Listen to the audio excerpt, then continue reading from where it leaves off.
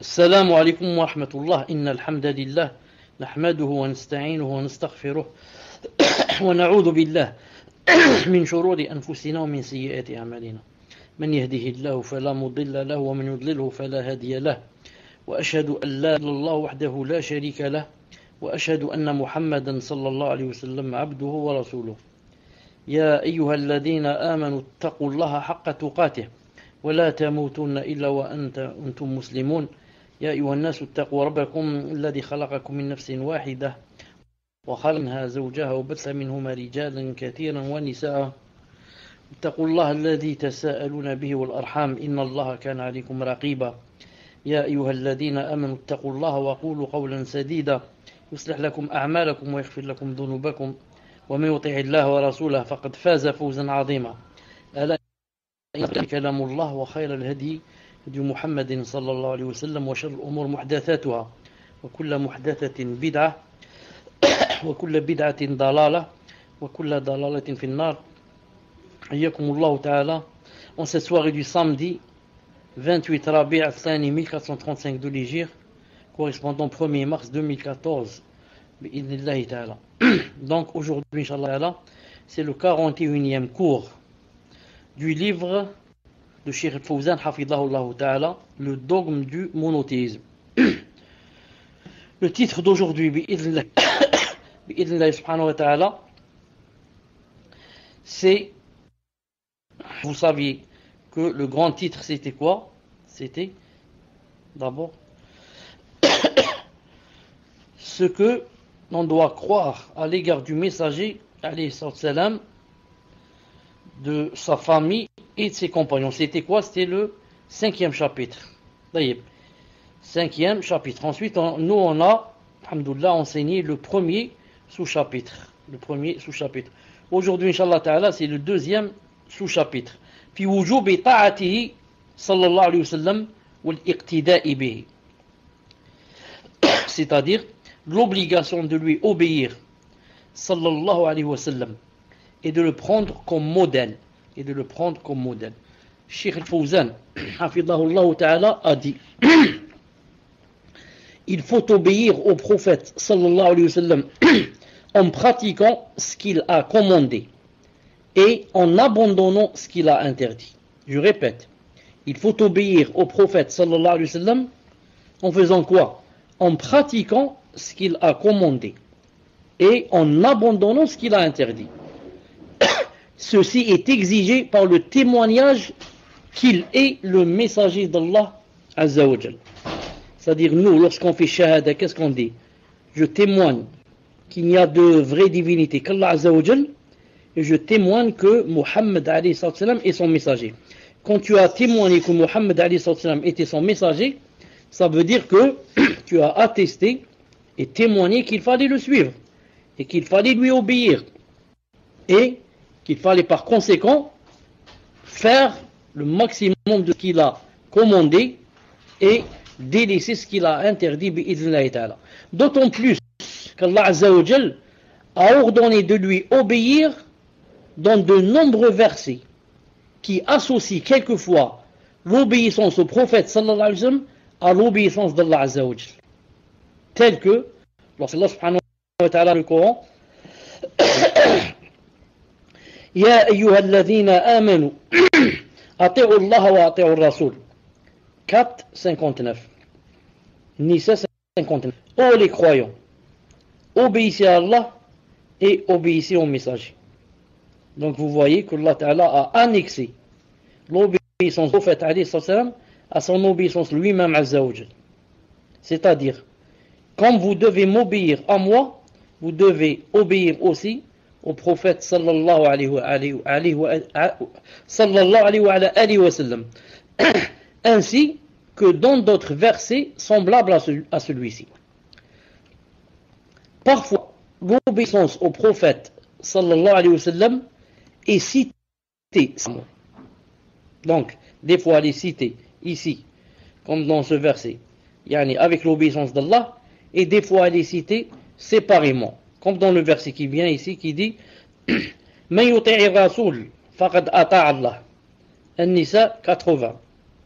quiconque obéit au messager, obéit certainement à Allah Azza wa Jal.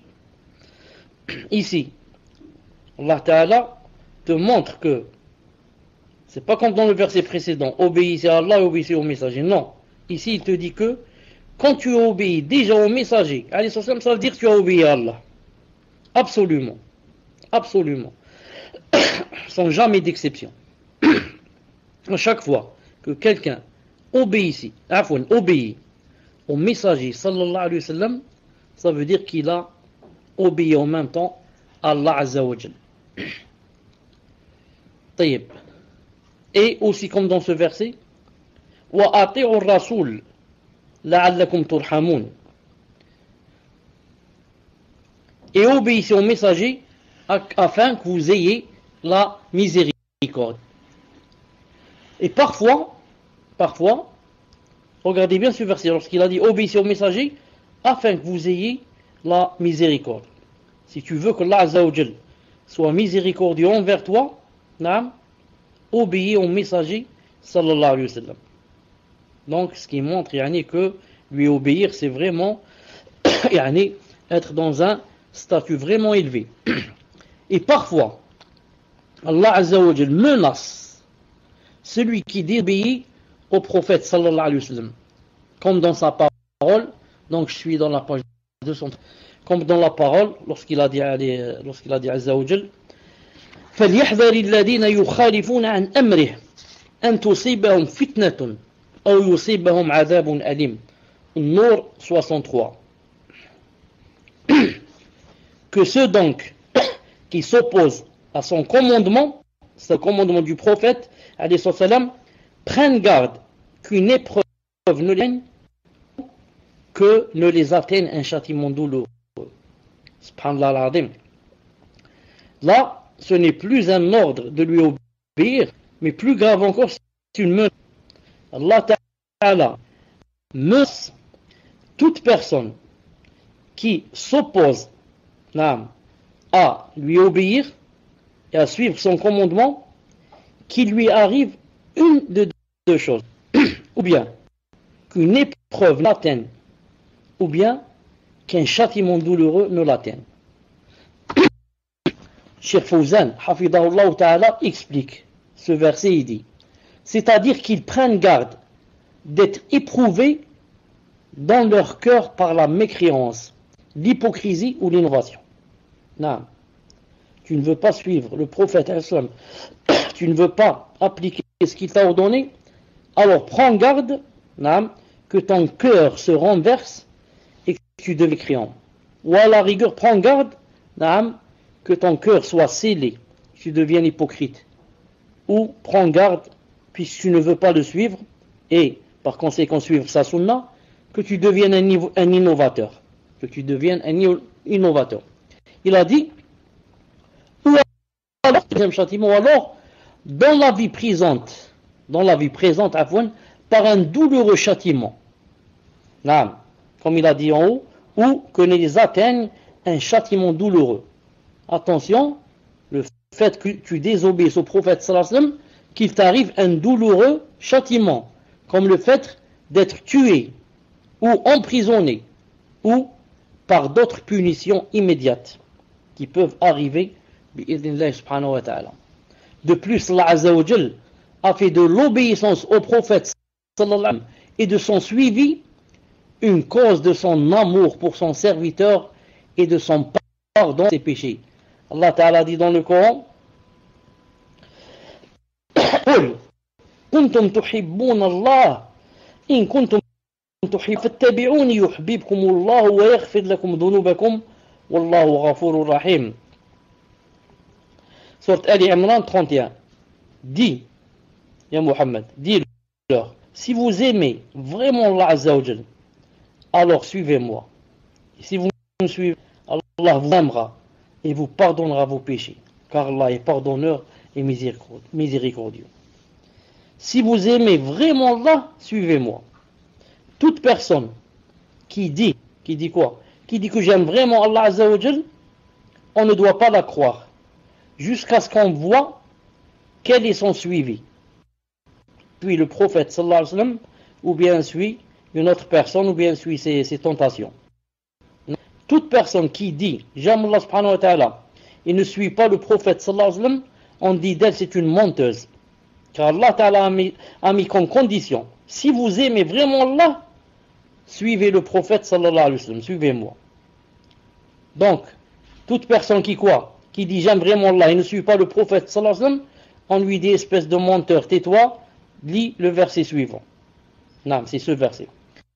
Toute personne, si vraiment elle aime Allah Azza wa Jal, elle doit suivre le prophète sallallahu alayhi wa sallam. Et toute personne, alhamdoulilah, qui suit le prophète, qu'est-ce qu'elle aura comme résultat et comme que va lui donner Allah Azza wa Jal? Allah vous aimera alors et vous pardonnera vos péchés. Donc, en suivant le prophète sallallahu alayhi wa sallam, premièrement, c'est une preuve que tu aimes Allah subhanahu wa ta'ala, et deuxièmement, tu gagneras qu'Allah t'aimera et te pardonnera tes péchés. Subhanallah al-Adim.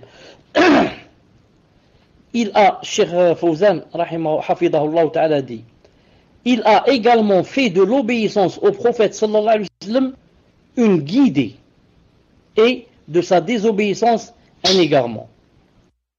Aussi de l'obéissance au prophète alayhi salam une guidée a fait de sa désobéissance un égarement. Allah Ta'ala dit dans le Coran wa in tuti'uhu tahtadu. Tuti'uhu tahtadu.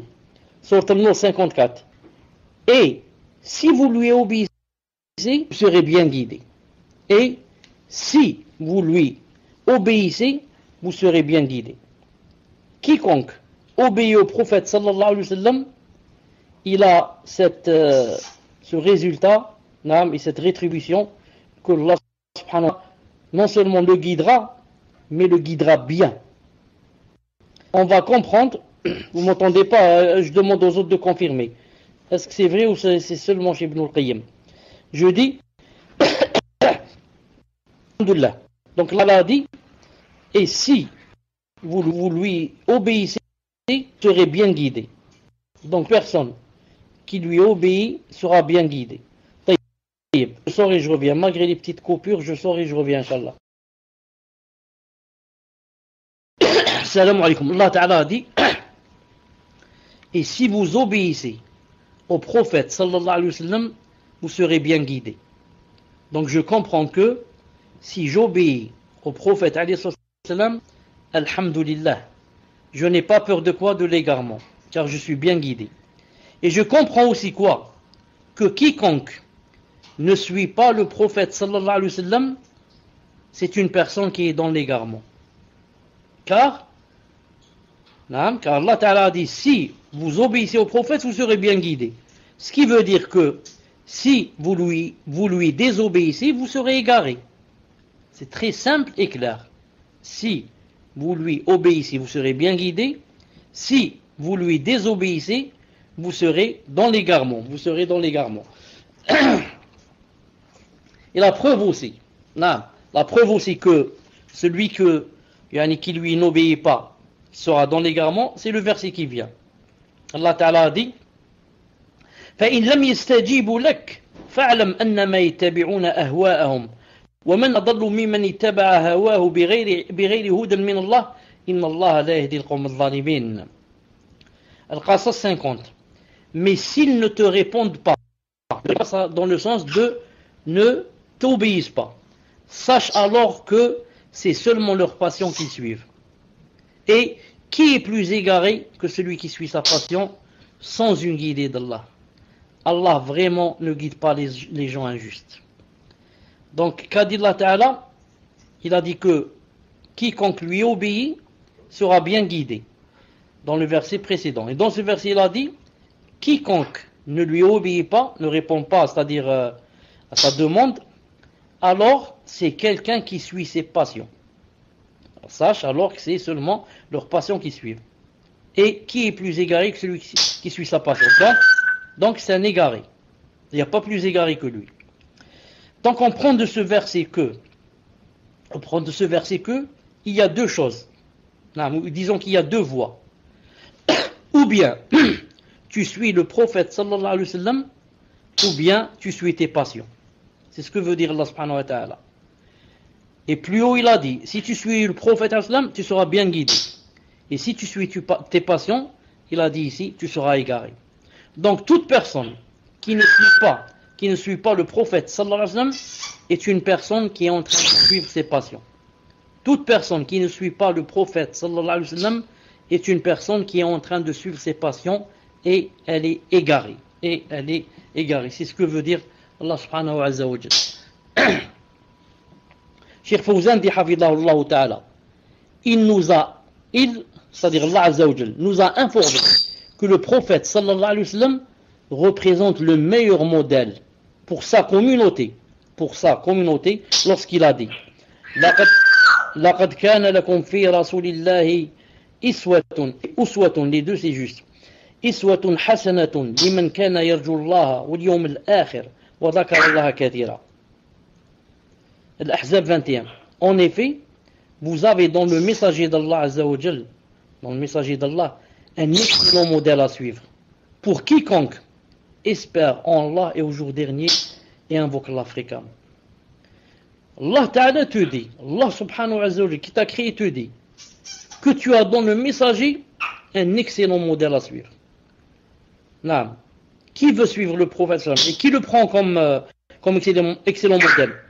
Ce sont vraiment ceux qui espèrent rencontrer Allah Ta'ala et le jour dernier. Et ceux qui invoquent Allah Azza wa Jal beaucoup. Non. Mais si une personne n'a pas dans son cœur qu'elle veut rencontrer Allah Azza wa Jal et n'espère pas et n'aspire pas aussi au jour dernier, cette personne bien sûr ne va pas prendre le prophète sallallahu alayhi wa sallam comme modèle.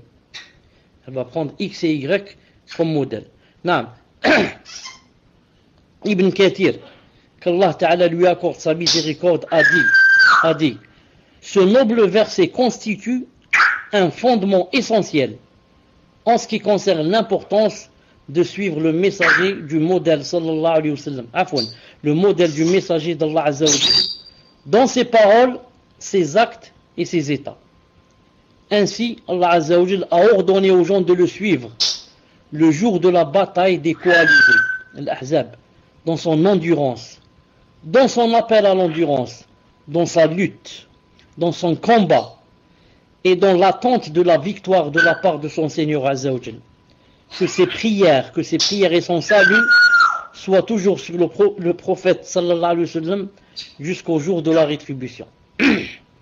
Ensuite il a dit, Allah Azza wa Jalla a mentionné l'obéissance au messager sallallahu alayhi wa sallam et le fait de le suivre dans environ 40 citations du Coran. En effet, les âmes ont besoin de connaître ce qu'il a apporté sallallahu alayhi wa sallam et de le suivre plus qu'ils n'ont besoin de boire et de manger. Écoutez bien cette phrase, masha'Allah ta'ala. Écoutez bien cette phrase. Les âmes, nos âmes, ont besoin de connaître le prophète alayhi salam et ce qu'il a apporté comme législation et de le suivre, ont besoin de le suivre, nos âmes ont besoin de le suivre plus qu'elles n'ont besoin, nos âmes, de boire et de manger. Pourquoi? Car ne pas boire et ne pas manger conduit à la mort dans la vie présente. Maximum. Tu vas mourir parce que tu n'as pas mangé, tu n'as pas bu. Mais par contre, si l'obéissance, mais il dit, si l'obéissance à l'envoyé sallallahu alayhi wa sallam et le fait de le suivre sont absents, il n'y a pas cela mène au châtiment et au malheur perpétuel. Vous avez compris, ne pas boire et ne pas manger, maximum tu vas mourir. Mais par contre, si tu ne suis pas le prophète sallallahu alayhi wa sallam, ça va mener à un châtiment et un malheur perpétuel. Malheur dans cette vie et dans l'au-delà. Le prophète sallallahu alayhi wa sallam nous a en outre ordonné de le suivre dans l'accomplissement des cultes, en respectant la manière dont il les accomplissait. Une chose très importante. Le prophète sallallahu alayhi wa sallam nous a quoi? Ordonné de le suivre dans l'accomplissement des cultes en respectant la manière dont il accomplissait les cultes. C'est pour ça, nous toujours, qu'est-ce qu'on dit, la phrase célèbre, on dit, on adore qu'Allah Ta'ala, mais on l'adore avec sa charia. Parce qu'il y a des gens qui te disent, moi j'adore Allah subhanahu wa ta'ala, mais tu l'adores avec quoi? Avec le suivi du prophète sallallahu alayhi wa sallam ou bien avec tes passions et tes innovations? C'est très important. Donc, ça suffit pas de dire moi j'adore Allah ta'ala. Mais tu l'adores avec quoi? Avec la sunna du prophète alayhi salam ou là avec tes innovations? Taïb. Donc, Allah ta'ala dit dans le Coran, il a dit لَقَدْ كَانَ لَكُمْ فِي رَسُولِ اللَّهِ أُسْوَةٌ حَسَنَةٌ. En effet, vous avez dans le messager alayhi salam un excellent modèle à suivre. Le prophète alayhi salam a dit par rapport à la salat, Sallu kama ra'aytum usalli. Par rapport à la salat, priez comme vous m'avez vu prier. Tu ne pries pas comme tu veux toi. Tu pries comme a prié le prophète sallallahu alayhi wa sallam. Si tu vas dire moi je l'ai jamais vu prier, on te dit si, va dans le Bukhari, va dans Muslim, va dans Tirmidhi, va dans Ibn Majah, va dans Abu Daoud et comme ça el Muwatta. Et tu trouves que tu vois comment le prophète sallam a prié. Tu vas trouver comment le prophète alayhi salam a prié. Ça c'est pour la prière. Il a dit prier comme vous m'avez vu prier. Par rapport au Hajj, il a dit Khudu anni manasikakum. Prenez de moi vos rites de pèlerinage. Le Hajj, tu n'es pas libre de le faire comme tu veux. Tu vas dire je vais tourner autour de la Kaaba 8 fois au lieu de 7 fois. Non. Tu vas dire l'autre miskin, quand il tourne autour de la Kaaba, il tourne seulement 7 fois. Moi j'aime Allah Ta'ala plus que lui. Je vais tourner autour de la Kaaba 15 fois au lieu de 7. On va te dire ce n'est pas accepté. Pourquoi? Car tu es en train de légiférer. Tu es en train d'inventer des choses avec lesquelles tu veux te rapprocher d'Allah subhanahu wa ta'ala. Alors qu'on t'a expliqué qu'on ne peut pas se rapprocher d'Allah azza wa jal sans le biais du prophète sallallahu alayhi wa sallam. Donc le Hajj tu dois le faire comme l'a fait et te l'a ordonné le prophète sallallahu alayhi wa sallam. Naam. Et il a dit alayhi sallam en général, qu'est-ce qu'il a dit?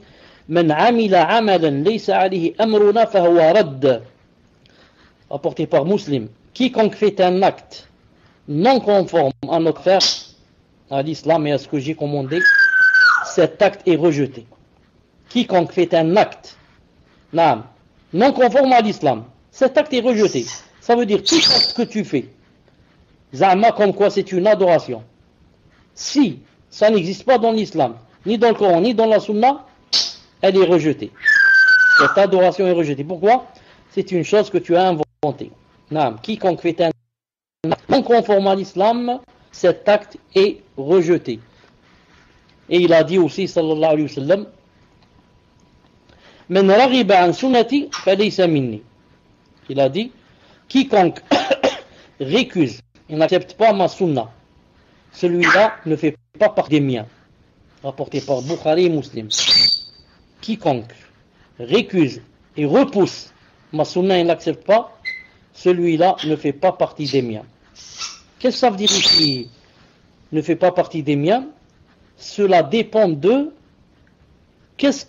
comment il a récusé et repoussé la sunna. S'il l'a récusé par paresse, mais il reconnaît que c'est une sunna et qu'il faut suivre, etc. Et par paresse, etc. Il ne fait pas partie des miens, ça veut dire des meilleurs. Il ne fait pas partie des miens, de nous, les meilleurs. Mais si jamais maintenant il repousse la sunna, car il ne croit pas en elle, et il dit, les gens maintenant ont vraiment avancé. Nous on ne recule pas, on revient vers la sunna de ça fait 15 siècles. Dans ce cas, il est devenu kafir. Dans ce cas, on ne fait pas partie des miens, veut dire il est devenu kafir. Donc, cela dépend de comment, pourquoi il n'a pas accepté sa sunna, pourquoi il n'a pas pris. Al-Muhim, Cheikh dit, hafidahullah ta'ala. Et autre texte qui contient l'ordre de suivre son exemple et l'interdiction de lui obéir. Voilà ce qu'a dit Cheikh Fawzan pour le cours d'aujourd'hui.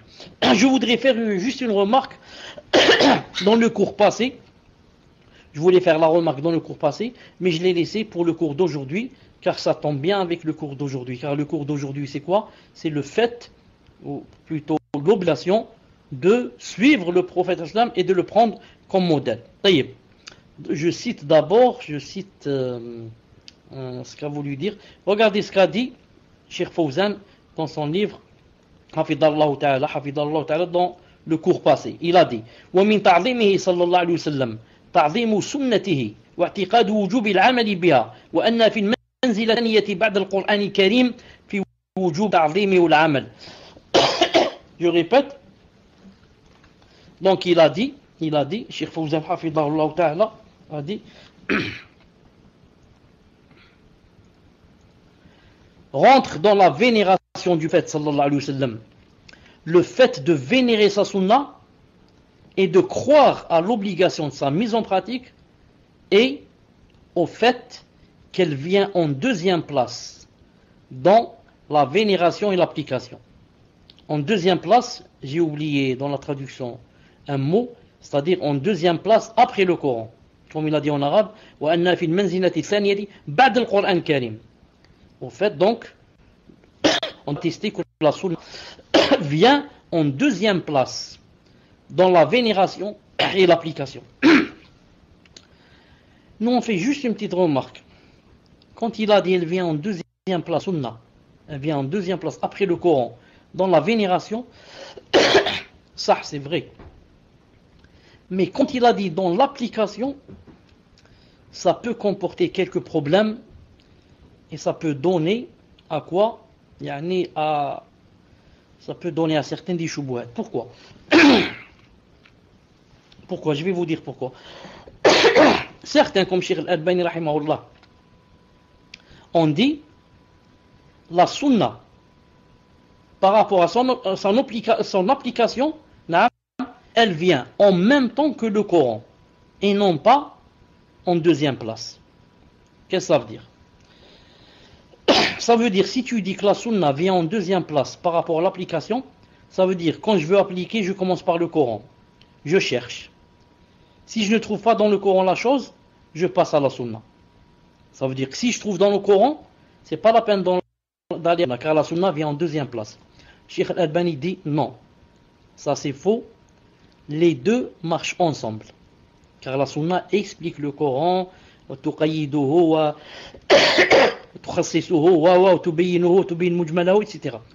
Il a dit c'est pas possible qu'on dise attendez, je vais commencer par le Coran et ensuite je passe à la sunna.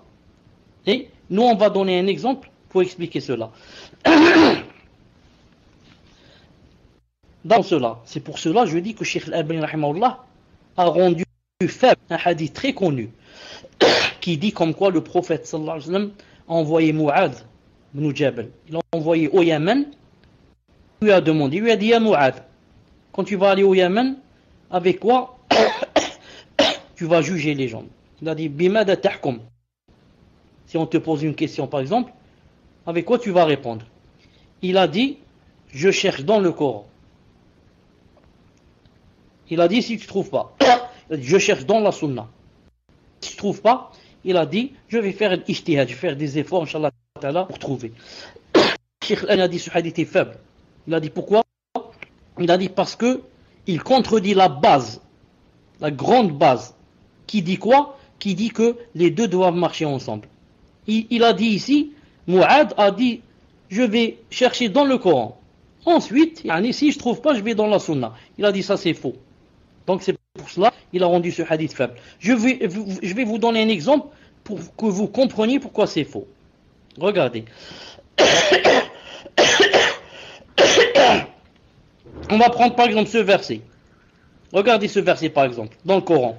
حرمت عليكم الميتة والدم ولحم الخنزير وما أهل لغير الله به. Ida 3. Vous sont interdits la trouver morte la chair de porc, ce quoi on a invoqué un autre nom que celui d'Allah Azza wa Jal. طيب. Imaginez par exemple que quelqu'un, on lui dise par exemple, j'ai trouvé par exemple un mouton mort. J'ai trouvé un mouton mort qui n'a pas été égorgé. Est-ce que j'ai le droit de manger? Il va dire non, c'est interdit. Et va nous citer le verset. Il va nous dire, Allah Ta'ala dit dans le Coran, vous sont interdits la bête trouvée morte. Et toi, tu as trouvé le mouton mort. Donc, tu n'as pas de le manger. Taïb. Je lui dis, est-ce que c'est possible de manger une sauterelle? J'ai trouvé une sauterelle morte. Est-ce que c'est possible de la manger? Ou bien, dis-moi, Barakallahu, j'ai trouvé un poisson mort. Un poisson, j'ai trouvé sur le sable, pas dans l'eau. Sur le sable mort. La mer vient de le rejeter. Est-ce que je le mange? Il va nous dire non. Voilà, c'est. Vous sont interdits d'être trouvés mortes. Donc, classe, c'est interdit de manger tout ce qui est mort. Non. Et, donc, il ne se base pas sur la sunna. Pourquoi? Parce qu'on commence par le Coran d'abord. S'il ne trouve pas, il va chercher dans la sunna. Alors que dit la sunna? Le prophète a dit, d'après le hadith d'Abdullah ibn Omar, أحلت لنا ميتة ودما. الميتة الموت والجراد والدمان الكبد والطحال. Il nous a été permis de manger deux sortes de bêtes mortes et deux sortes de sang.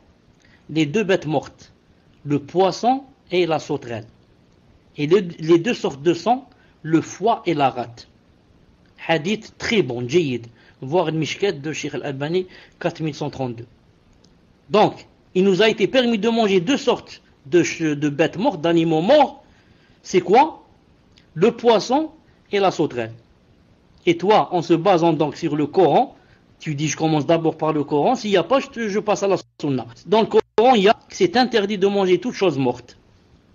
Si par contre, tu avais vu dans les deux à la fois, le Coran et la sunna à la fois, tu aurais dit attention, il y a un hadith. Et ce hadith, comme on dit en arabe, yukhassis. Yani, le verset qu'on a cité, que Allah Ta'ala interdit toute bête morte, est général. Et ce hadith est yani, khas. Et, comment on dit le fait, il n'est pas général, disons, il restreint le verset. Il a fait une exception verset spécifique. Barakallahu fik. Il est spécifique. Il a fait sortir deux animaux du verset. Des bêtes mortes. Il a dit ces deux bêtes mortes sont permises. Le poisson et la sauterelle. Tu trouves un poisson mort, tu le manges. Tu trouves une sauterelle morte, tu la manges. Donc c'est une preuve quoi? Qu'on doit regarder dans les deux à la fois. Et non pas seulement dans le Coran, et si je ne trouve pas, je vais à la Sunna. C'est pour ça que le prophète sallallahu alayhi wa sallam a dit dans un hadith, écoutez ce hadith, ce qu'il a dit, ألا إني أوتيت الكتاب ومثله معه ألا يوشك رجل شبعان على أريكته يقول عليكم بهذا القرآن فما وجدتم فيه من حلال فحلوه وما وجدتم فيه من حرام فحرموه وإنما حرم رسول الله كما حرم الله ألا لا يحل لكم الحمار الأهلي. Regardez ce hadith. Toujours dans le Mishkat de Cheikh Al-Albani et authentique, numéro 163. Il a dit, sallallahu alayhi wa sallam, attention que je ne trouve quelqu'un qui, après avoir beaucoup mangé, repu, mangé sur son divan, et quand je lui dis quelque chose, je lui donne un ordre ou une indication, qu'est-ce qu'il va dire? Il va dire, nous trouvons dans le Coran. Ce que nous y trouvons d'illicite, nous le déclarons illicite. Il a dit, alayhi salam, sachez que j'ai reçu le Coran et son équivalent avec. Je n'ai pas reçu seulement le Coran. Le Coran et son équivalent avec. Son équivalent, c'est la Sunna. Attention, c'est son équivalent. Attention, tu vas dire, il y a le Coran, il vient la Sunna. Attention, c'est son équivalent. Certes, il a dit, ce que le messager d'Allah déclare illicite est identique à ce que Allah Ta'ala déclare illicite. La même chose. Quand je vous dis c'est illicite, ça veut dire Allah Ta'ala a dit aussi illicite. Ensuite, il a dit, sachez que vous sont interdits l'âne domestique. carnassiers parmi les animaux, et le hadith est encore long. À la fin, qu'est-ce qu'il a dit? Sachez que vous sont interdits de manger domestique. C'est-à-dire, les ânes, il y a deux sortes. Il y a l'âne domestique et l'âne sauvage. L'âne sauvage, comment il s'appelle? Le zèbre. Et l'âne domestique, vous le connaissez, celui qu'on trouve à la campagne. Autrefois, les deux étaient licites.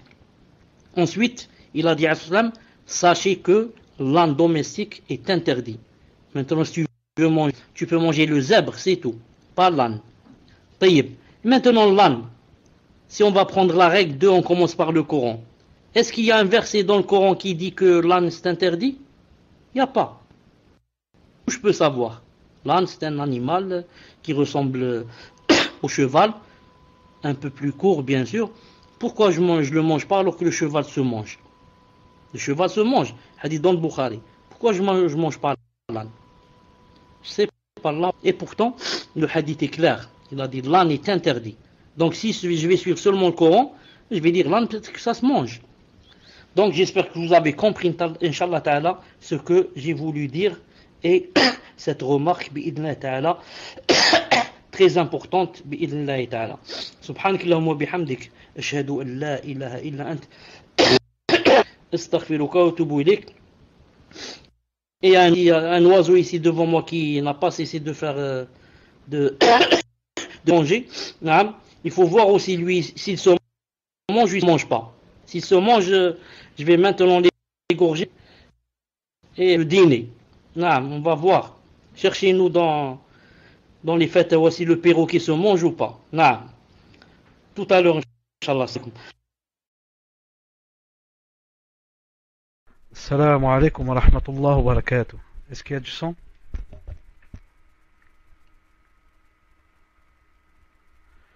Le son est clair, Inch'Allah.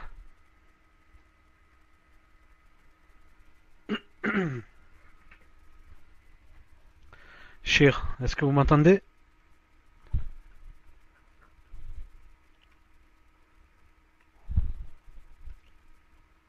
Alhamdulillah. Le temps que Muslim revienne, Inch'Allah, je vais poser la première question.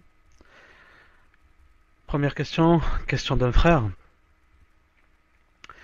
Pouvez-vous faire une recommandation en français à ma mère, car je la vois à chaque prière, je la vois à chaque prière qu'elle fait, je pense une bid'a. Elle met ses deux mains sur son front et ensuite elle embrasse ses mains. Je lui dis, as-tu une preuve? Elle me dit, tout le monde fait ça, donc je le fais. Voilà, en fait le frère il demande si vous pouvez faire nasiha à sa mère pour lui expliquer qu'en fait c'est Allahu a'lam une bid'a. Barakallahu fikum cheikh. Tafaddal. J'ai pas compris ce que fait sa mère. J'ai pas compris ce que fait sa mère. Tafaddal. Elle met ses deux et ensuite elle embrasse ses mains. Allahu a'lam après la salat. Non, j'ai que non. Bismillahir-Rahmanir-Rahim wa salatu salam ala ashraf al-mursalin. Ce qu'il y a dans les textes en ce sens, comme quoi quand on affronte sur le front, on embrasse ses mains, ne vient pas du prophète sallallahu alayhi wa sallam dans un hadith authentique. Il n'y a pas cela ni dans le Coran, ni dans un hadith, ni dans un hadith authentique du prophète sallallahu alayhi wa sallam. C'est pour ça que le grand savant, l'Iz ibn Abd Salam, qu'on appelle le sultan, qu'on appelle sultan al-ulama, le sultan des savants, a dit quoi? Il a dit la yamsahu bi wajhihi illa jahil. Il a dit ne s'essuie avec ses mains, ne s'essuie le visage qu'un jahil, un ignorant. Qu'est-ce qu'il veut dire ici par ignorant? Ou bien, comme on dit nous, un ignorant, c'est une personne ignorante, ou bien on dit, s'il veut dire un ignorant des hadiths, celui qui ne connaît pas bien la sunna du prophète sallallahu alayhi wa sallam. Sinon, il n'y a rien d'authentique qu'on essuie. C'est pour cela que nous, on adore Allah Azza wa Jal qu'avec le Coran et la Sunna authentique. On ne l'adore pas avec ce qu'on veut faire nous, ou bien parce que les gens font cette chose. Car Allah Ta'ala a dit, si tu vas suivre la plupart des gens, ils vont t'égarer, comme ça il a dit dans le Coran. Donc, moi, je suis le prophète sallallahu alayhi wa sallam et non pas les gens. Naam. Tfadlal. Barakallahu fikum Cheikh. Question suivante. Question d'une sœur. Qu'Allah vous préserve de tout mal et vous élève en degré, Cheikh. Vous avez donné des exemples sur le fait que la Sunna vient en deuxième place, après le Coran. Dans l'application, et Alhamdulillah, c'était très compréhensible. Pouvez-vous donner des exemples et expliquer comment la Sunna vient en deuxième place après le Coran dans la vénération? Jazakallahu khairan. Je voudrais que tu relises le début parce que, Wallahu a'lam, j'ai cru entendre que la personne a dit que j'avais montré que la Sunna venait en deuxième place. Alors que moi, Inch'Allah Ta'ala, tous les efforts que j'ai faits, c'est pour montrer qu'elle ne vient pas en deuxième place. Donc, relis Inch'Allah Ta'ala pour que je sois sûr d'avoir, Inch'Allah, mal entendu. J'espère, Inch'Allah Ta'ala, que j'ai mal entendu. Tfadlal.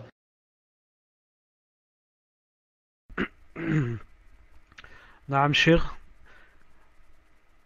Vous avez donné des exemples sur le fait que la Sunna vient en deuxième place après le Coran dans l'application et Alhamdulillah.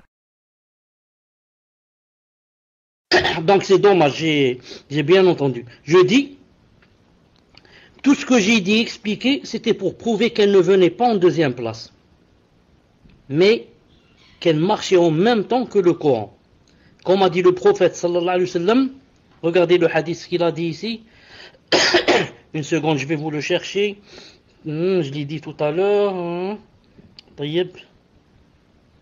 Regardez le hadith. Au milieu, qu'est-ce qu'il a dit? Que l'on sache que j'ai reçu le Coran et son équivalent avec. Il n'a pas dit le Coran et ensuite vient la Sunna. Il a dit, ils sont équivalents. Donc j'ai reçu le Coran et équivalent avec. Donc cette personne, Allah Ta'ala, malheureusement, n'a pas bien compris ce que j'ai expliqué. Je voulais expliquer que on ne doit pas laisser la Sunna en deuxième position. On ne doit pas dire je vais chercher d'abord dans le Coran, ensuite je cherche dans la Sunna. Mais on doit chercher dans les deux en même temps. Mieux encore, Imam Ibn Hazm rahimahullah a dit, si jamais tu vas chez un savant, j'ai bien compris qu'elles sont en même place. Alhamdulillah. J'ajoute maintenant une faïda. Ibn Hazm rahimahullah a dit, si jamais tu vas chez un savant, dans son livre Ihkam al-Usul, Ihkam fi Usul al-Ahkam, il a dit, si jamais tu vas chez un savant et tu lui poses une question sur une chose, qu'il te dise par exemple qu'elle est interdite. Tu lui dis donne-moi le dalil. Il te donne un verset du Coran. Ensuite tu vas chez un deuxième savant. Tu lui poses la même question. Et il te dit cette chose est permise. Tu lui dis donne-moi la preuve. Il te donne un hadith du prophète sallallahu alayhi wa sallam authentique. Il a dit tu dois dans ce cas prendre du hadith et ne pas prendre du Coran. Pourquoi? Subhanallah al-Azim. Pourquoi? La parole du prophète sallallahu alayhi wa sallam est supérieure à la parole d'Allah qui est le Coran. Eh bien non, c'est pas comme ça. Tout simplement, parce que le prophète sallallahu alayhi wa sallam ne peut pas contredire le Coran. Si cette chose, il l'aurait su avant toi.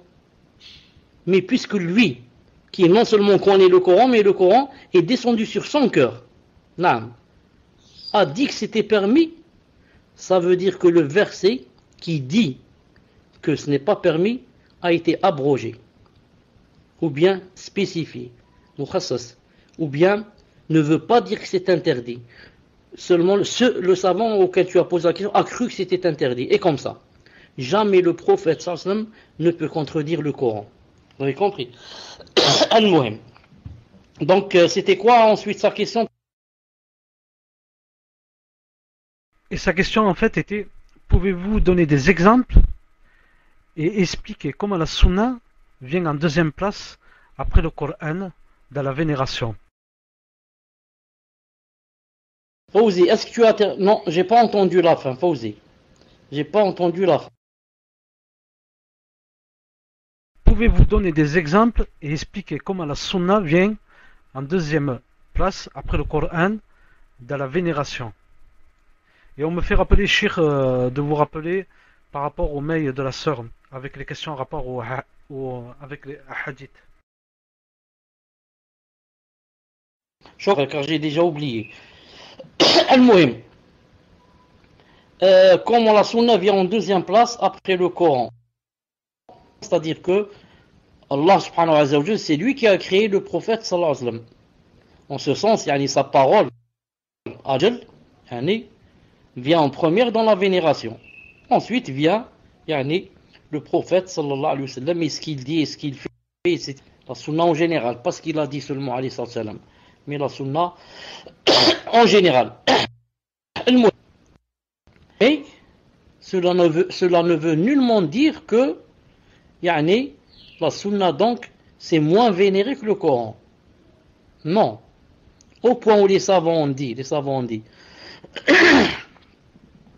si jamais par exemple quelqu'un insulte le Coran ou insulte Allah subhanahu wa ta'ala, ensuite il a dit j'ai fait tauba, je reviens à Allah subhanahu wa ta'ala, les savants ont dit donc le juge ne le tue pas parce qu'il a fait tauba. Allah ta'ala est le pardonneur. Mais par contre, si jamais il a insulté le prophète sallallahu alayhi wa sallam, il n'a plus le droit de lui pardonner. Il doit le... Je parle de notre temps, c'est-à-dire après la mort du prophète sallallahu alayhi wa sallam. Car dans son vivant, il n'y a pas de problème. Dans son vivant, le prophète sallallahu alayhi wa sallam ou bien lui pardonne ou bien il l'exécute. Mais de nos jours, si quelqu'un insulte le prophète ou bien sa sunna, il doit être exécuté, subhanallah al-azim. Même s'il a dit je me repens. Pourquoi? Parce que celui qui doit te pardonner, c'est qui? C'est le prophète, car tu l'as insulté lui. Il n'est pas là pour te pardonner, il est mort et on ne sait pas s'il va te pardonner. Donc toi tu meurs et après on va voir s'il te pardonne. Donc vous voyez que c'est vraiment elle a un statut dans la vénération. Mais Cheikh ici voulait dire, hafidahullah, que bien sûr la parole d'Allah subhanahu wa ta'ala prime. Ensuite vient la sunna du prophète sallallahu alayhi wa sallam. Ala a'lam. Tfadlal. Naam, je reviens donc je reviens au mail. Une sœur a dit par rapport au hadith qui dit celui qui récite le verset de Ayat al-Kursi, après chaque prière, le hadith a dit il n'y a rien qui pourra l'empêcher de rentrer au paradis sauf la mort. Il n'y a rien qui peut l'empêcher de rentrer au paradis sauf la mort.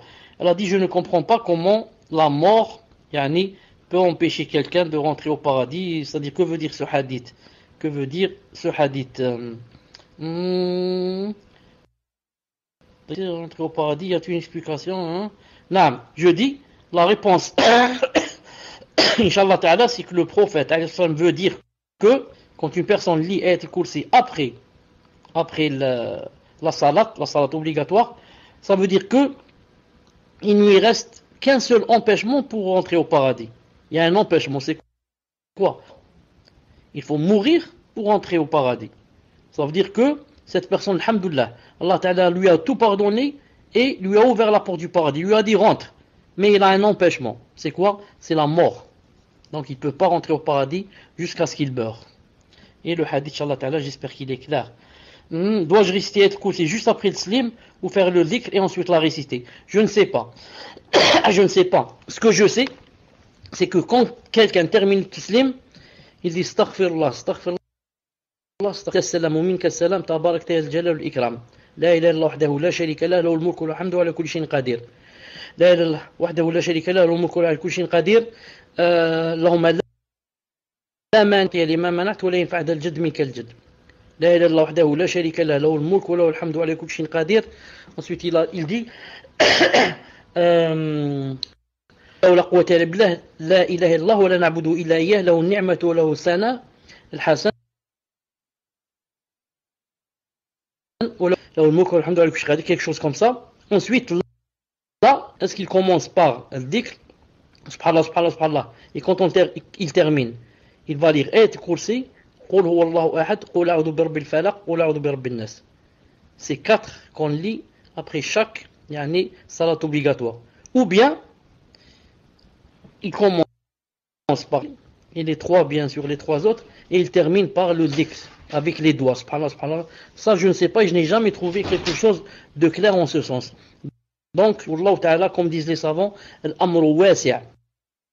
Ceci ou par cela, Inch'Allah Ta'ala, que c'est permis. Allah Subhanahu wa Ta'ala a'lam.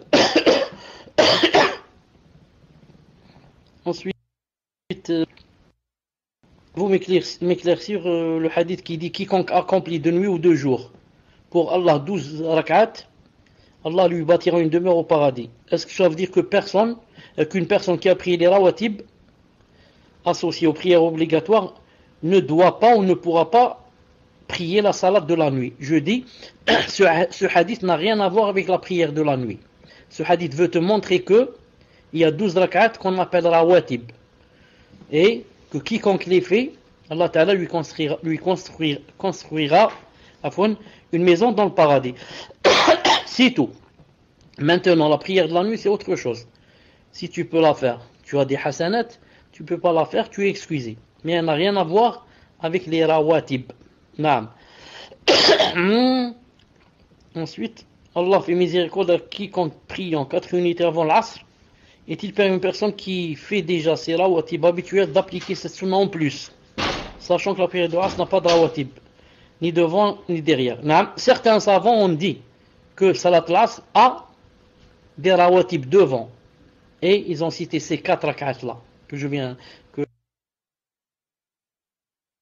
on dit que ça de rawatib ni avant ni après, mais c'est bien de prier 4 avant l'asr, comme a dit le prophète sallallahu alayhi wa sallam, rahimallahu mra'an salla arba'an qabla l'asr, que Allah Ta'ala englobe de sa miséricorde une personne qui a prié 4 avant l'asr. Et ces 4 avant l'asr, c'est bien de les faire de temps en temps. De temps en temps, na'am.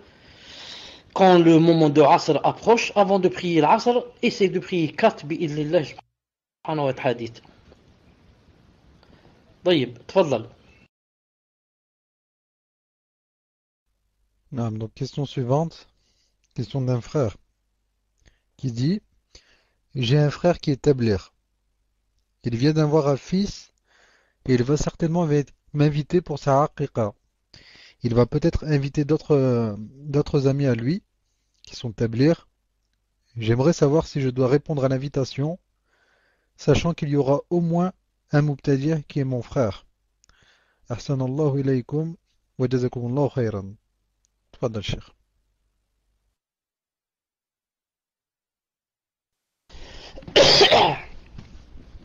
Il y avait des coupures, il y a beaucoup de choses que je n'ai pas entendues. Non. D'abord, qu'est-ce que tu as dit que son frère, qu'est-ce qu'il était? Et tu as cité aussi d'autres choses. Je ne sais pas si les coupures viennent à cause de chez moi ou chez vous. Tfadal. Non, Allahu alam, ça vient de chez vous, Cheikh. Parce qu'a priori, Fawzi m'entend bien.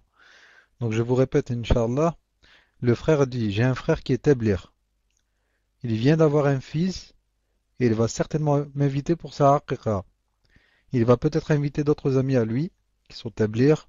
J'aimerais savoir si je dois répondre à l'invitation, sachant qu'il y aura au moins un mubtadi' qui est mon frère. Ahsanallahu ilaykum wa jazakumullahu khayran. Tfadal Cheikh. Naam, ton frère a quoi? A ce qu'on appelle un droit sur toi. Le fait d'être un de tes proches. et auquel tu dois faire la piété familiale. Et ensuite, il t'a invité à quelque chose qui est halal, mieux encore qui est sunnah. Non. Si tu réponds, tu ne vas pas répondre à cause de son tablir, mais à cause de l'aqiqa, à cause de la aqiqa. Ensuite, maintenant, si là-bas, tu peux dire quelque chose, quand ils se réunissent, etc., biha wa ni'mat, si tu peux pas dire, tu dis salam alaikum et tu sors, tu n'assistes pas s'ils vont faire une halqa. C'est pour ça que tu peux aller juste pour assister, juste disons pour manger ou là et partir. Non. Et son tablir est contre lui, pas contre toi. C'est lui qui est dans la faute, pas toi. Non.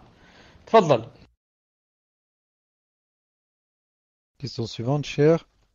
Question d'une sœur qui dit Barakallahu fekoum pour votre cours. Ma question est sur le verset où Allah Ta'ala dit si vous aimez réellement Allah, suivez-moi, Allah vous aimera et vous pardonnera vos péchés. Donc ma question, si je donne cette preuve à une personne et me dit pourquoi tu es en train de dire qu'Allah va me pardonner mes péchés? Quelle est la réponse à donner à cette personne qui nous donne ces shubuhat? Cher Barakallahu fekoum wa hayyakumullah. Afwan Muslim, est-ce que tu peux afficher la question? Est-ce que tu peux? Tfaddal. Non, mes chers, je vous la relis, Inch'Allah, en même temps. Donc la sœur dit, ma question est sur le verset où Allah Ta'ala dit, si vous aimez réellement Allah, suivez-moi, Allah vous aimera et vous pardonnera vos péchés. Donc ma question, si je donne cette preuve à une personne, et elle me dit, ah, pourquoi tu es en train de dire qu'Allah ne va pas me pardonner mes péchés? Réponse à donner à ces personnes qui nous donnent ces shubuhat. Cher Barakallahu fekoum wa hayyakumullah. Tfadal, cher. Non. Pour être franc avec vous, Wallah al-Adim, je n'ai pas compris la question. Non. Donc si je dis Allah Ta'ala a dit, suivez-moi, Allah il vous pardonnera vos péchés. La personne va me dire, pourquoi tu as pardonné mes péchés? J'ai pas compris. Moi je dis à cette personne, en fait, islam, il va. Et alors où est le grave ici? Tfadal.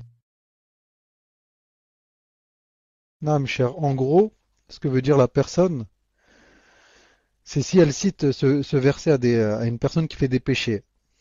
Une personne qui fait des péchés, et elle lui dit, si vous aimez réellement Allah, suivez-moi, Allah vous aimera et vous pardonnera vos péchés.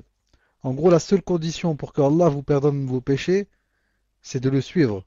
Donc de suivre le prophète sallallahu alayhi wa sallam.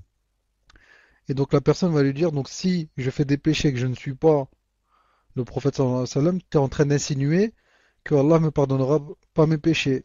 Est-ce que c'est ce que tu es en train d'insinuer? Allahu alam, c'est le sens de la question. Je ne comprends pas comment une personne puisse dire, donc si je ne suis pas le prophète sallam, ça veut dire qu'il ne pardonne pas mes péchés. Quelqu'un qui ne suit pas le prophète, comment il peut ne pas le suivre? S'il ne le suit pas carrément, il sort de l'islam. Qu'est-ce qu'elle veut dire par là? J'ai pas compris. Non. Quiconque suit le prophète sallallahu alayhi wa sallam, c'est une preuve qu'il aime Allah. Le verset épreuve à ceux qui prétendaient aimer subhanahu wa ta'ala, car il n'y avait aucune preuve. Autrefois, tout le monde disait j'aime Allah ta'ala. Un signe pour montrer les véridiques des menteurs. Il a dit quiconque suit le prophète islam, celui-là, ça veut dire qu'il m'aime. Alors moi, je vais l'aimer lui. Et quiconque le prophète islam, c'est pas la peine qu'ils disent qu'il m'aime. Car c'est en ce sens qu'il faut appliquer, Inch'Allah ta'ala, ce verset. تفضل. Question suivante. J'ai un livre traduit de Sheikh Al-Albani, rahimahullah, sur la prière, dans lequel il dit que dans le Tashahhud, il n'y a pas dans la même phrase que le salut soit sur Ibrahim et sur la famille d'Ibrahim. Les versions où cela est présent, pour lui, cela est un rajout. Je voulais savoir si c'est bien son avis. Et mercredi dernier, je vous ai posé une question, mais j'ai pas très bien compris. Est-ce que la base, c'est de lever les mains lors des invocations en groupe, comme par exemple après une assemblée de rappel, après une sadaqa, après un repas de noces? Est-ce bien cela? Barakallahu fikum. Tfadal Cheikh. Non, ce n'est pas comme ça que j'ai compris la question la fois passée. La fois passée, je n'ai pas entendu toutes ces phrases que je viens d'entendre maintenant. C'est-à-dire en groupe, et après un repas, après tout cela, je n'ai pas entendu. Mais j'ai entendu seulement, c'est quoi la sunna dans les doigts. On lève les mains, on ne lève pas. Et j'avais dit que ça se divisait en 3 sortes. Après un repas, après une assise, dans un cours, Salat al-Jumu'ah, tout ça, on ne lève jamais les mains en groupe. Règle générale, on ne lève jamais les mains en groupe. Si je suis seul et je fais des doigts, j'ai le droit, c'est même conseillé de lever les mains pour faire les doigts, si je suis seul. Mais en groupe, non. En groupe, il n'y a pas, on va lever nos mains en groupe et on va les descendre en groupe. Ça, il n'y a pas, bi'idhnillahi ta'ala. Quant à le tashahhud, si c'est possible de répéter ce que tu as dit, Inch'Allah ta'ala. Non, mes chers, je vous répète. Donc le frère ou la sœur dit, j'ai un livre traduit de Sheikh Al-Albani, rahimahullah, sur la prière, dans lequel il dit que dans le tashahhud, il n'y a pas dans la même phrase que le salut soit sur Ibrahim et sur la famille d'Ibrahim. Les versions où cela est présent pour lui, cela est un rajout. Je voulais savoir si c'est bien son avis. Tfadal Cheikh. Une seconde, Inch'Allah ta'ala, je vais voir dans la version que j'ai moi, une seconde. Moi je sais que ça existe. Une seconde, je vais voir dans ma version, une seconde.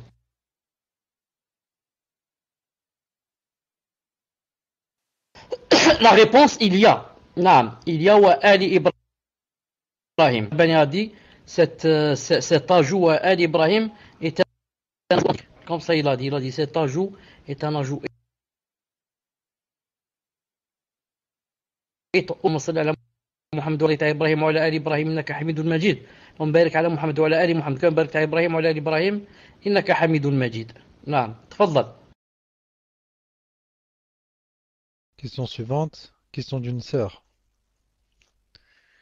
Chère, une sœur souhaiterait vous poser la question suivante sur la Aqidah. Elle a une ambiguïté à savoir si les anges sont pudiques envers les femmes lorsque celles-ci dévoilent leur aura et donc s'en vont par pudeur. Elle demande cela car elle a appris que lorsque le prophète sallallahu alayhi wa sallam a reçu la révélation et est revenu vers Khadija radiyallahu anha, celle-ci retira son voile et que les anges par pudeur partirent. Elle cite également que lorsque le prophète sallallahu alayhi wa sallam eut une autre révélation, Jibril alayhi salam n'est pas entré dans la pièce où se trouvait Aïcha radiyallahu anha car elle était dévoilée. J'ai demandé à la sœur en question ses sources et elle m'a dit qu'elle a trouvé cela dans le livre Mohammed, joyau de la prophétie. Jazakumullah khayran, pouvez-vous lui répondre? Tfadal Cheikh.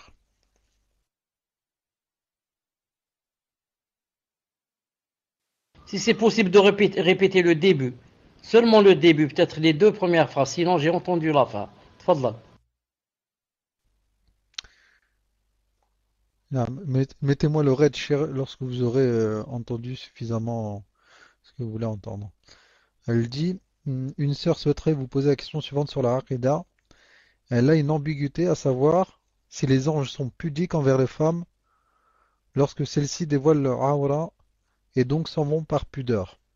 Elle demande cela car elle a appris que le prophète sallallahu alayhi wa sallam a reçu la révélation et est revenu vers Khed. Celle-ci retira son voile.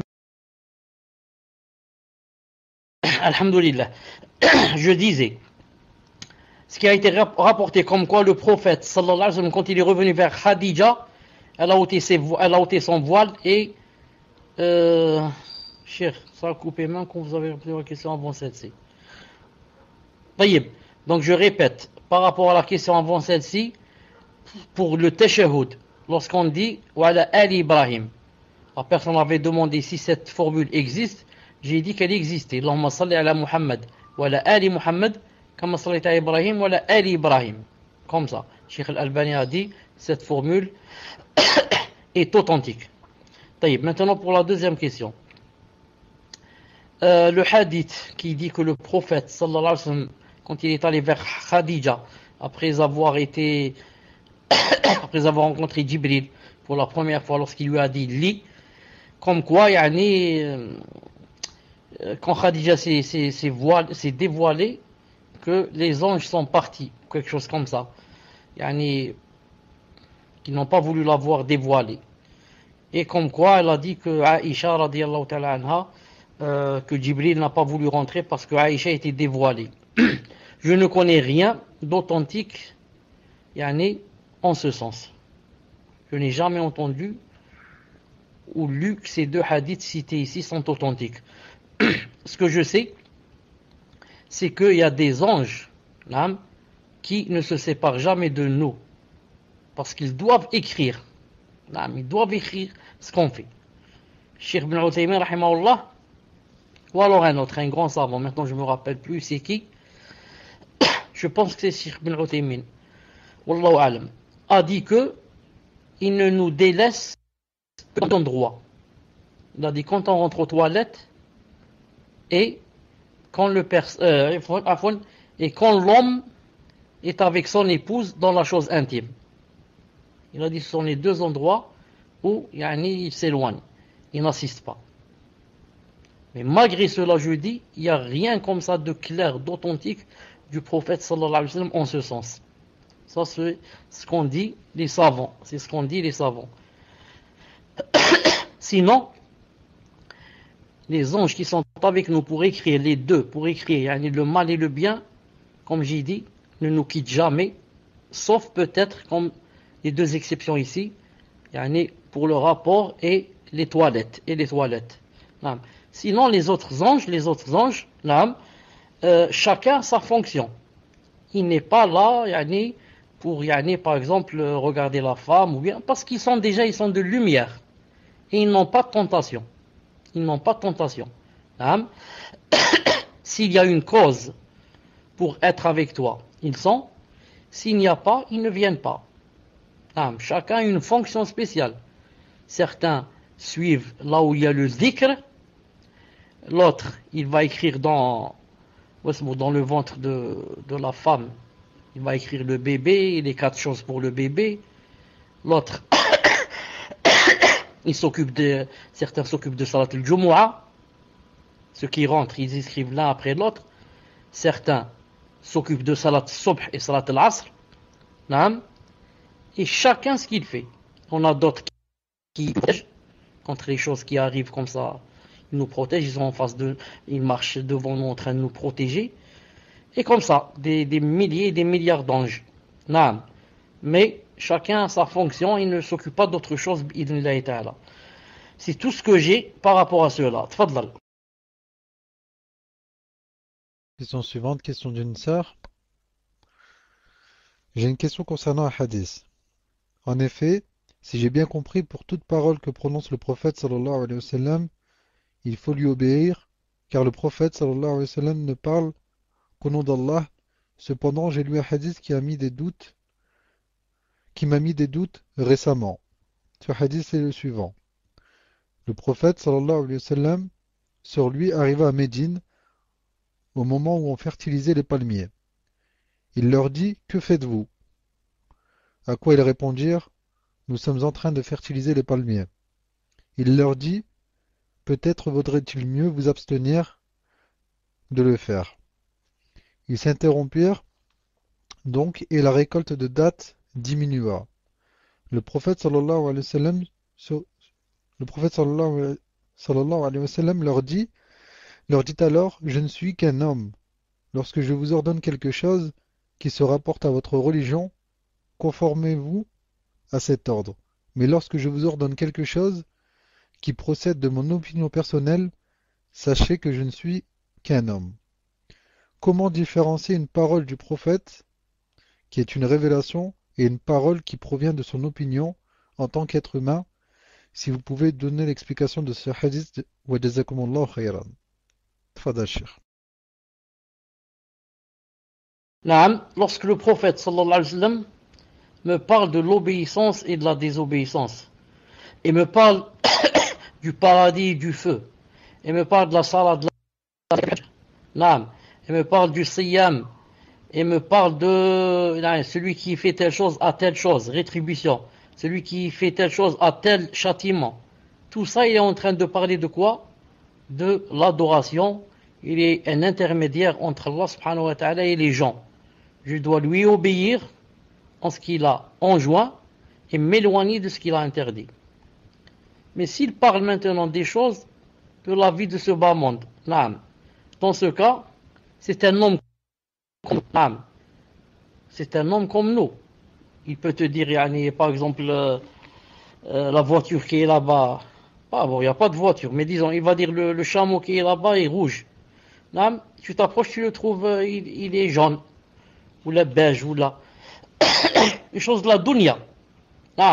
C'est comme il a dit ici, il vaudrait mieux. Il a dit, il vaudrait mieux ne pas faire ceci, cela. Ensuite, ça a diminué, il a dit, moi je suis qu'un homme comme vous. Vous, dans la dunya, vous avez plus d'expérience que moi. Vous avez plus d'expérience que moi. Mais par contre, s'il te dit, fais cette chose, pour avoir le ravissement d'Allah, ou bien ne fais pas cette chose, pour que Allah Ta'ala ne te châtie pas, maintenant, si jamais tu lui obéis pas, c'est un péché que l'on fait. C'est un péché que l'on fait. Donc quand il parle, sallallahu alayhi wa sallam, on va voir d'après le contexte. On va voir le contexte de quoi il est en train de parler. C'est ça la base. C'est ça la règle, disons, générale. Et des fois, quand il dit une chose, les savants divergent. Ne savent plus est-ce que, ici, il parle d'adoration, ou bien c'est une chose qui n'a pas de relation avec l'adoration. Et c'est pour ça qu'ils vont diverger dans le jugement. L'autre, il va dire c'est obligé de faire, car c'est une adoration. L'autre, le savant, lui dit non, ça c'est pas une adoration. C'est juste un adab. C'est juste une façon de se comporter. Donc, c'est pas obligé de suivre. Wallahu ta'ala alam. Cheikh Ibn Uthaymin a donné une règle que lorsque le prophète sallallahu alayhi wa sallam ordonne, il a dit j'ordonne, je vous donne l'ordre de faire cette chose, il a dit envoie. Si cette chose a rapport avec l'adoration, ça veut dire c'est obligé. Et si cette chose a rapport avec les adab seulement, le comportement, cet ordre n'est plus un wajib, mais c'est seulement un mustahab, un recommandé. Il a dit la même chose pour lorsqu'il nous ordonne de nous éloigner, lorsqu'il interdit. Il a dit s'il interdit une chose, on voit. S'il interdit une chose, adoration, on dit c'est haram. Et si c'est seulement adab, ne faites pas ceci, ne faites pas cela, ne t'assois pas comme ça, ne marche pas comme ça, il a dit c'est seulement donc makruh. Il a dit c'est makruh, c'est-à-dire déconseillé, et c'est pas haram, parce que c'est pas dans l'adoration. Wallahu ta'ala alam. Tfadlal. Question suivante. Une sœur dit, je n'ai pas compris le hadith concernant Ayat al-Kursi. Peux-tu demander à Cheikh de réexpliquer au barakallahu fikum? Tfadal, Cheikh. Naam, il n'y a aucun problème, Inch'Allah ta'ala. Le prophète sallallahu alayhi wa sallam a dit quiconque lit. D'abord, est-ce qu'elle est en train de parler de ce hadith? Est-ce qu'elle est en train de parler de ce hadith? Ou bien elle n'a pas compris? Où est-ce qu'on lit Ayat al-Kursi? C'est juste après la salat ou bien après l'adkar? De quoi parle-t-elle exactement? Pour que je ne parle pas dans le vide. Dis-moi, de quoi parle-t-elle, Inch'Allah ta'ala, exactement? Fadlal. Mais je demande à la sœur de répondre à Fawzi directement. Inch'Allah qu'elle réponde directement à Fawzi. Et je voulais une autre question si vous voulez, cher, pour gagner du temps, Inch'Allah.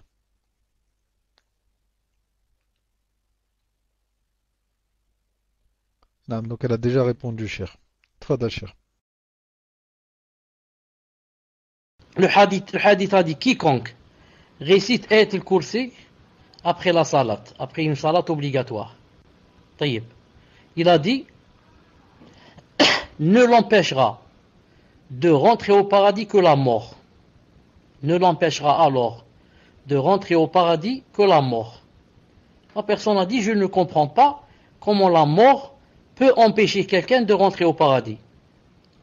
Et moi je lui ai expliqué, je lui ai dit le hadith veut dire que quiconque lit Ayat al-Kursi après avoir fait une prière obligatoire, que ça veut dire Allah Ta'ala lui a tout effacé et lui a ouvert la porte du paradis et il lui demande de rentrer, mais qu'a dit le hadith?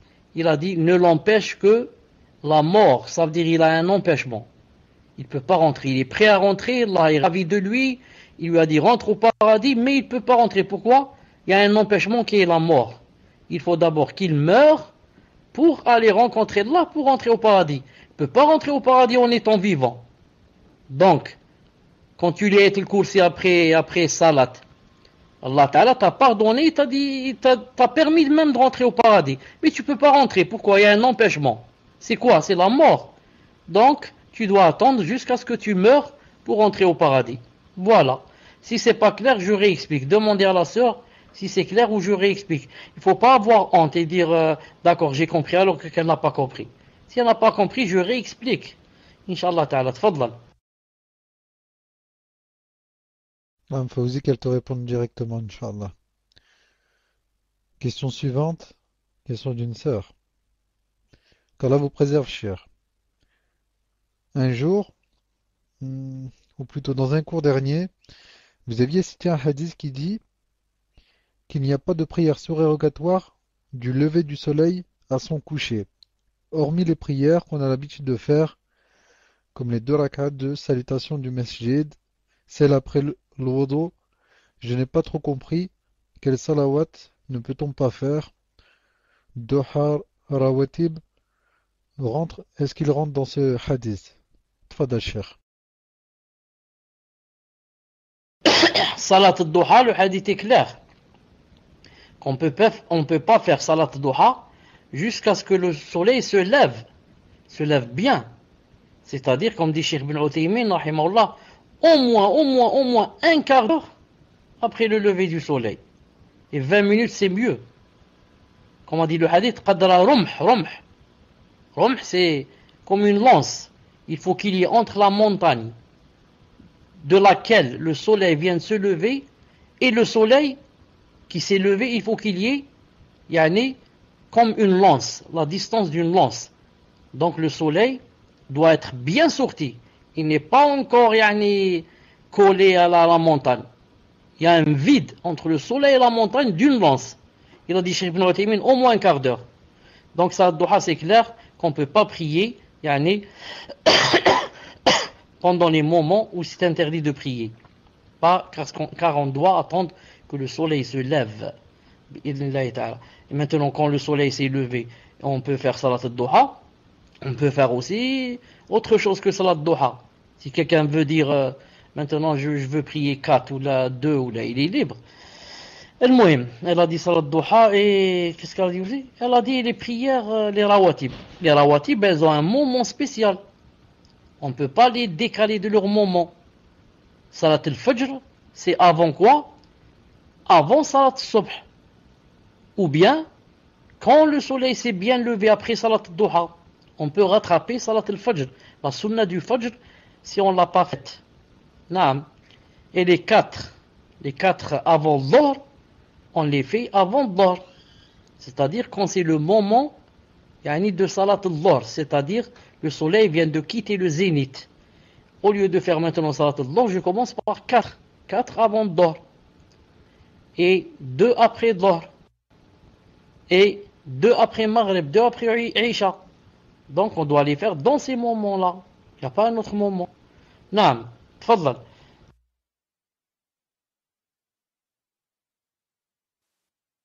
Maintenant.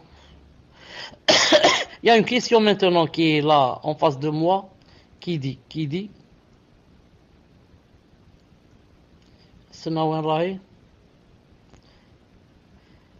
Toufir, est-ce que c'est possible de réafficher la question, Barakallah, parce que je la cherche, elle est en haut, je ne peux pas arriver. Après les prières obligatoires, une personne a prié par exemple Salat al-Dhuhr à la maison, seule. Puis-je lever les mains pour faire doua ou pas? La base, c'est que après une prière obligatoire, on ne lève pas. La base. Après une prière obligatoire, on ne lève pas. Mais Cheikh Ibn Uthaymin rahimahullah a dit, et avant lui Ibn al-Qayyim rahimahullah, et avant lui Ibn Taymiyyah rahimahullah, il a dit, si maintenant tu veux lever de temps en temps, même après l'obligatoire, c'est permis. Il a dit, à condition quoi? Que tu ne mettes pas dans ta tête et dans l'intention que ça a une relation avec la salat. Ça n'a rien à voir avec la salat. J'ai terminé la salat, je me suis assis, ensuite je me suis rappelé une chose.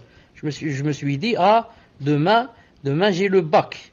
Alors je voudrais demander à Allah Ta'ala, et je lève les mains et je dis à Allah, aidez-moi pour le bac, etc. etc. Non, si tu le fais de temps en temps, non, c'est permis. Mais si tu vas dire que c'est une sunna, à chaque fois que je termine la salat, je lève les mains, je te dis, c'est pas vrai, c'est une bid'a. Si tu crois que ça rentre dans la salat, à chaque fois que c'est un complément pour la salat. À chaque fois que je termine la salat, je lève les mains et je fais dua. Je te dis, non, ça c'est pas vrai. C'est bid'a. Mais si tu le fais de temps en temps, pas à cause de la salat, mais tu t'es rappelé une chose, et tu as levé les mains, revenez au livre de Iratat al-Lahfan de Ibn al-Qayyim, il a dit c'est permis. Et Cheikh Ibn Uthaymin rahimahullah, dans Sharh Bulugh al-Maram, il a dit c'est permis. Et si quelqu'un veut que je lui donne la page et le numéro du tome, qu'il me dise seulement, et que j'aille dans l'autre chambre, lui ramener, bi'idlillahi ta'ala, car je l'ai écrit, et non seulement je l'ai écrit, mais encore je l'ai encadré. J'ai dit, car je suis sûr que il y a certains qui vont dire, comment ça, c'est étonnant. On lève la main après salat obligatoire. Allez, qui a dit ça? Montre. Alors je l'ai encadré pour le trouver, Inch'Allah ta'ala, facilement. Naam, tfadlal. Question suivante. Au sahih, l'horloge chère, elle s'est désactivée. Je ne sais pas si c'est volontaire. Allahu alam, il doit rester à peu près 3 minutes puisque c'était à peu près à 22 heures. Une sœur dit, alors voilà, je travaille en maison de retraite en France. Donc elle précise la ville, c'est pas important. Et lors des repas, je dois leur servir de l'alcool ainsi que de la viande qui n'est pas halal. Est-ce que mon argent est licite? Tout en sachant que j'ai déjà dépensé la moitié de cet argent, dois-je rembourser l'argent dépensé? J'ai dépensé cet argent, mais je ne me suis pas posé la question si cet argent était licite ou non. Et je ne travaille pas pour le moment. Khair, Inch'Allah.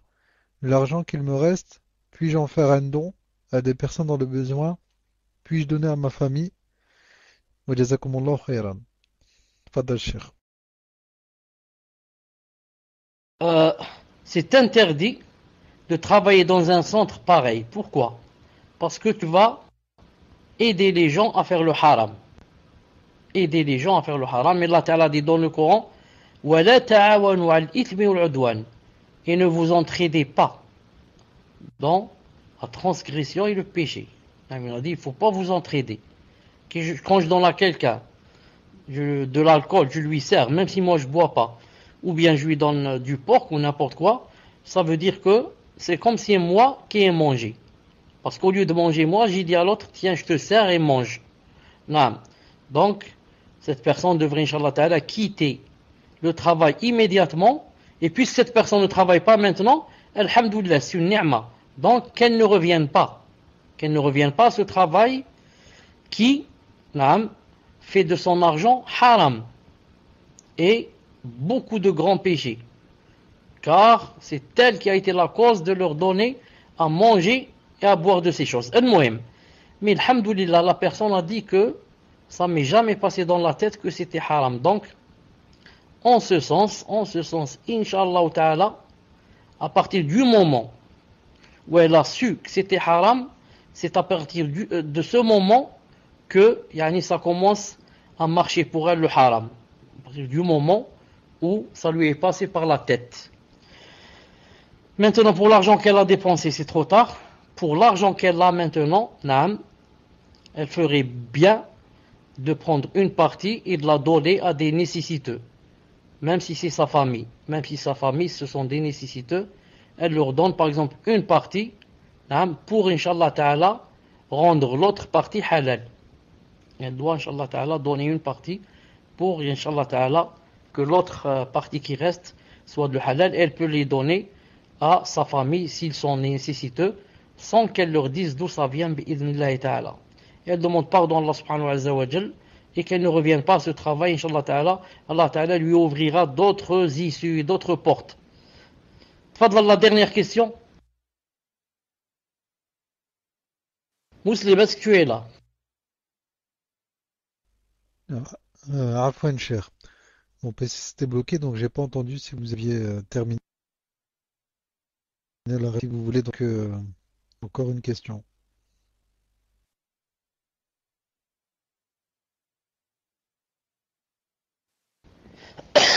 J'ai pas compris, mais s'il n'y a plus de questions, alors tu peux faire la doua de la fin. Tfadal. Millions des questions que moi j'avais pas entendu en fait si vous aviez demandé d'autres questions. Donc, je voulais la question suivante. La personne dit il faut détester les kuffars pour leur injustice face à Allah. Mais est-il permis de critiquer les kuffars ou dire du mal derrière sans rentrer dans le péché ou la médisance?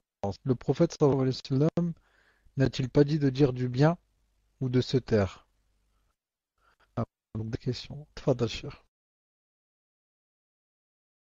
Naam, Cheikh bin Uthaymin, rahimahullah, dans le hadith, qui dit que, on a demandé au prophète islam, c'est quoi en parlant de la médisance, c'est quoi le riba? C'est quoi la médisance? Il a dit, dhikruka akhak bima yakra. Il a dit le fait que tu cites ton frère des choses qu'il n'aime pas.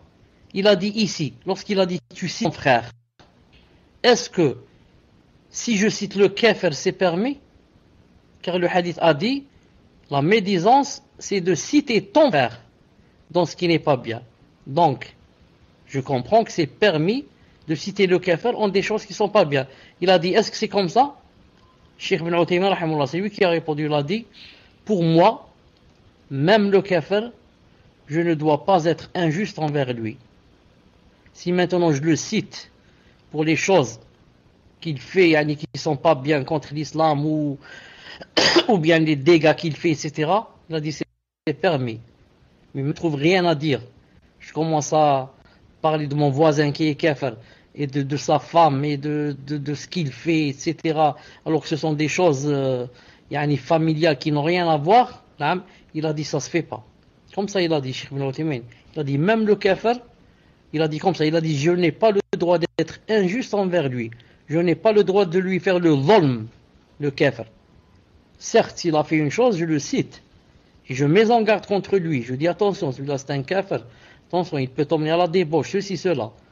Mais, n'ayant rien à faire, je vais dire, je vais parler sur le kafir parce que c'est un kafir. Non. Je ne dois pas être injuste. Je dois être juste avec tout le monde. Les musulmans et les kuffars.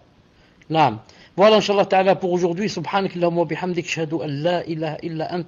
استغفرك واتوب اليك السلام عليكم ورحمه الله وبركاته ممكن lundi ou mardi ou dimanche d'ici avant jeudi d'ici avant mercredi ممكن que on se rencontre pour faire des questions-réponses seulement pendant à 20h, peut-être demain, peut-être après-demain, peut-être l'autre jour, Inch'Allah Ta'ala. Assalamu alaikum wa rahmatullahi wa barakatuh.